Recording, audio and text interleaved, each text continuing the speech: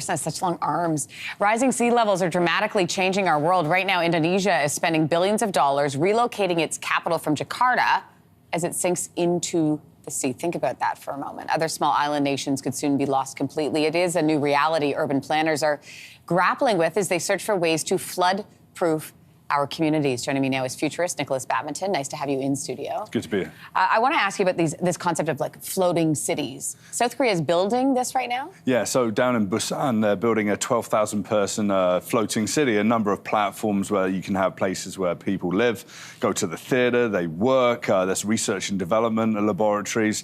And it's an interesting idea. It's called Oceanics, and it's by the United Nations and Bjarke Ingels Group.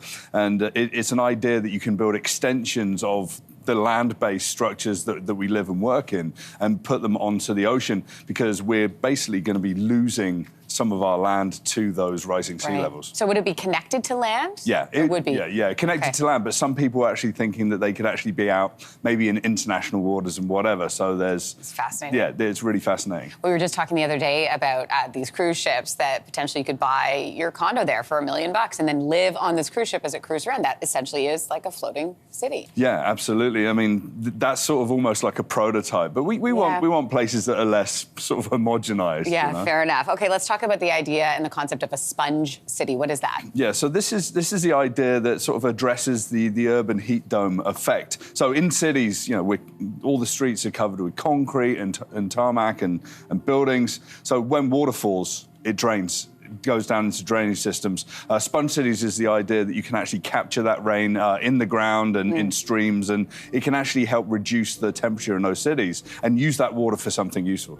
And so rain gardens, this is part of that concept that differentiates itself from a regular garden? Yeah, so a sponge city is like a very large area. It might take up like 10-20% of a city. A rain garden is just a small part of the city where it captures the rain. It can use that for different things. I mean, Vancouver's got a skate park that captures rain and then uses it for all sorts of other uses as well. And that's sort of more like a concrete version of a rain garden, but like just being able to have parks that capture rain. I mean, where are it makes sense, right? Yeah, it makes sense. Yeah, where are the ponds in our parks, in urban centres? Yeah. I think they need to come back. Yeah, I'm with you on that. Okay, of course we're tracking Hurricane Fiona. One of the big stories, sort of like a sub-story to that, of course, is all of the water, all of the flooding. We're looking at this surge and the ocean levels. I know that you follow that really closely. Yeah.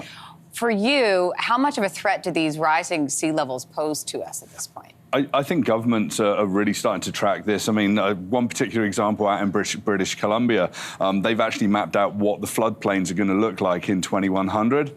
It's not a good story, so we have to really get prepared for that. And then if we look to the Atlantic seaboard, we really have to consider that in terms of Nova Scotia, Newfoundland, Labrador, these places. And we're going to have to work out how we're going to live with those sea levels rising and that water encroaching on the places we live. And what that means for everybody. Nikolas Badminton, nice to see you in studio. Thank you. Thanks so much.